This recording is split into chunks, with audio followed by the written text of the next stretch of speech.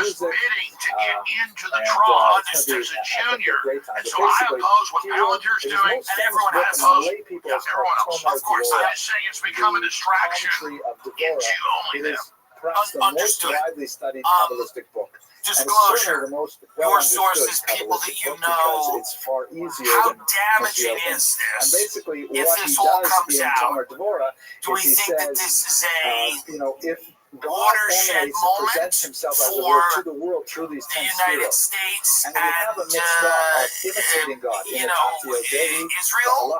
Does this come out that this is what many people feel it is, which is a Mossad CIA blackmail? We should imitate each one of Or those is this basically those not, various we're never going to spheros, definitively know that? Or will we? Well, we have a lot of conjecture, we have a lot, a gun to my head, that's what I believe it was. There's enough evidence in my book to say that's what it was. But let's say, for is example, the disclosure, not only will it be embarrassing to people, but is it going to suggest that one of our allies has been using these types of methods to gain leverage and control over our politicians?